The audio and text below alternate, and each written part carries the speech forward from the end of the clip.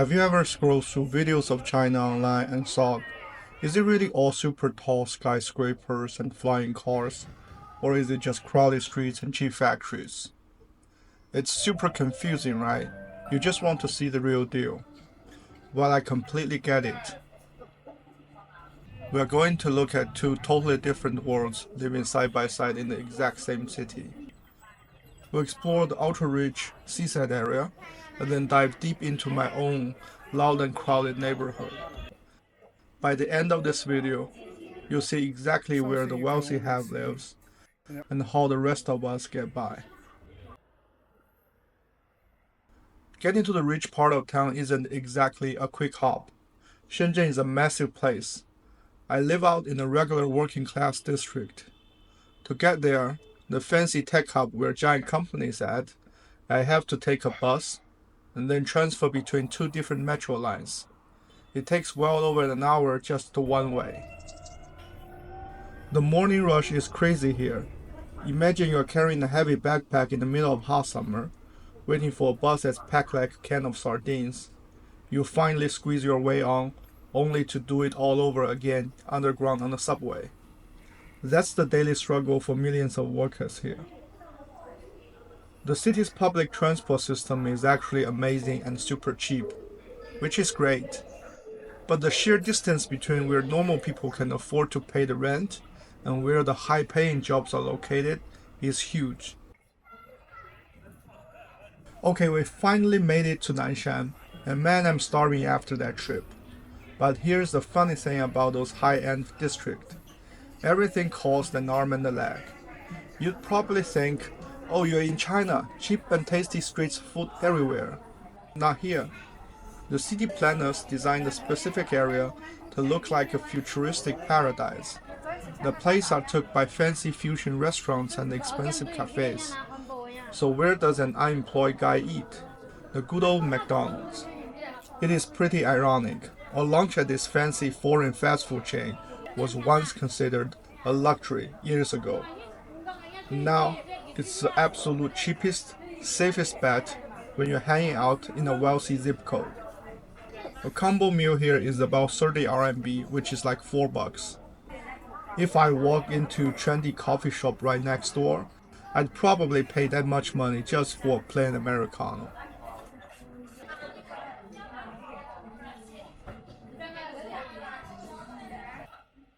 Walking out of McDonald's, the whole vibe changes instantly. The streets are spotless, and the landscape is gorgeous. It's a result of city's developed process. Here was actually the very first area in Shenzhen to open up to global business, which brought in huge wave of foreign investment and expat workers.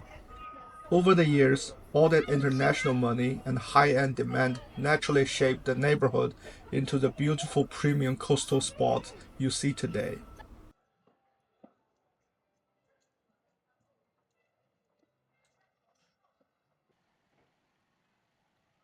I used to work in a tech company right near here. After a long shift, I would sometimes visit the exact spot just to get some sea breeze. Because of the area is so beautiful, it naturally attracts regular folks from all over the city. We basically become local tourists in our own town.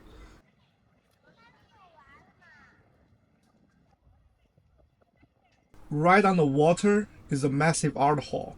It's a stunning, modern building with a giant and open lobby. When you walk around here, the biggest thing you notice is the space. In a crowded city like Shenzhen, having a wide open, quiet area is a premium feature. So we come here to enjoy the air conditioning and just relax in a place that feels very different from our own usual crowded streets.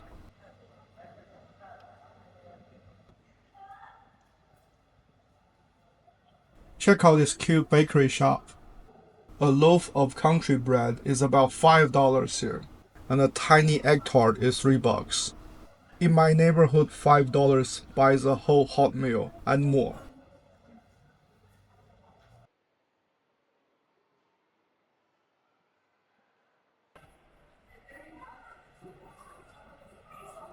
Looking down, there is one guy out in the water on a paddleboard.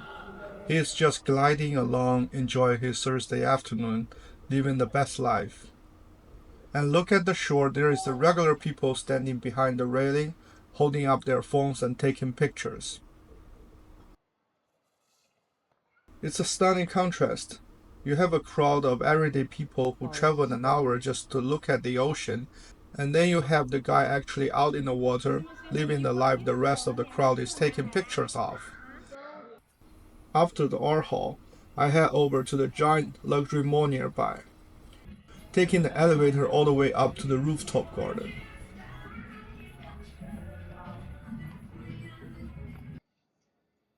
The view up here is fantastic. You can see the city skyline rise above the ocean.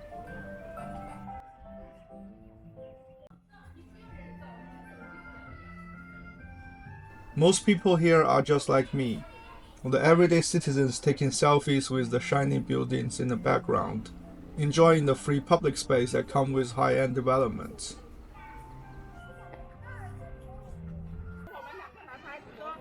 That's lovely.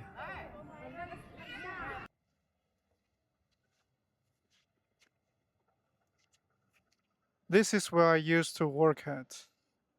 And the apartment over here, one property is 8 to $15 million. For this whole area, the rental price is 4,000 to 9,000 US dollars a month. As far as my once decent monthly salary was 2,000 US dollars, in this area. So nowhere near it. The skyline is beautiful in this time of the day, though.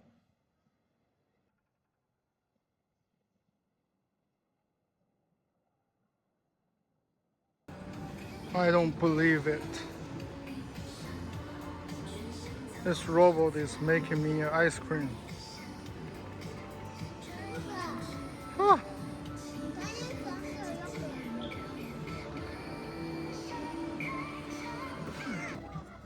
Oh, okay.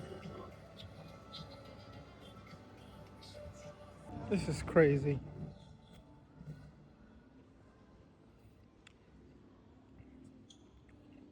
Robot ice cream.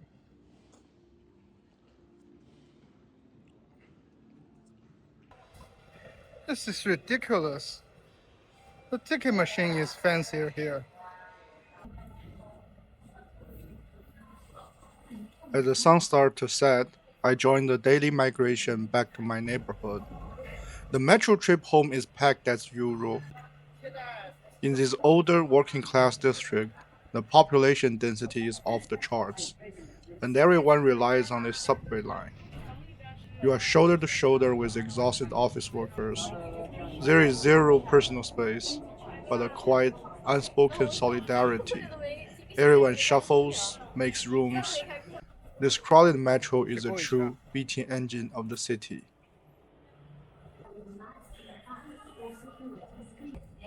Stepping out of the station, the contrast hits you immediately. The polished streets are gone. Here the buildings are older and packed tightly together to maximize every square inch. The neighborhood is loud and alive with necessity.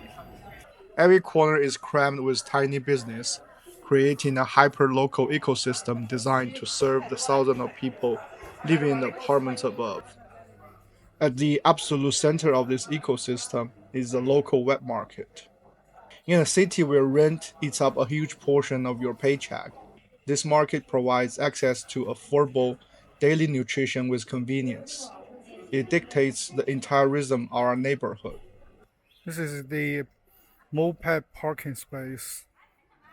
Something you can only see in the outskirts of the city. Cantonese people believes the buy fresh, eat fresh principle. So normally, grocery trip only consists couple meals worth of veggies and protein. And the market act as our communal pantry. People come here every single day. 要软的硬的？软的。只要这个是吧？对。半斤呢？半斤就好。5块够不？30个6毛。够了。不够可以加点那个肉，肉也烂了啊。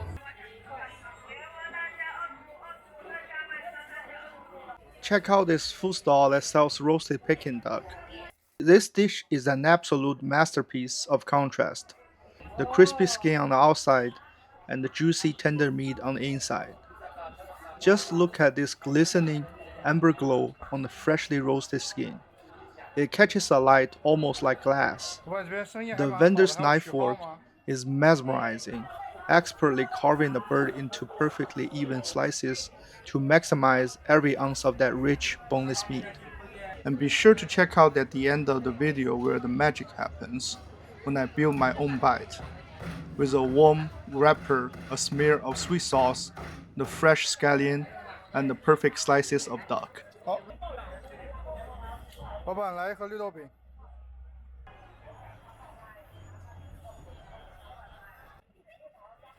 好，谢谢。 So there you have it, two completely different worlds functioning side by side in the exact same city. From the pristine and wealthy coastline that attract the tourist to the highly functional, beating heart of my local neighborhood.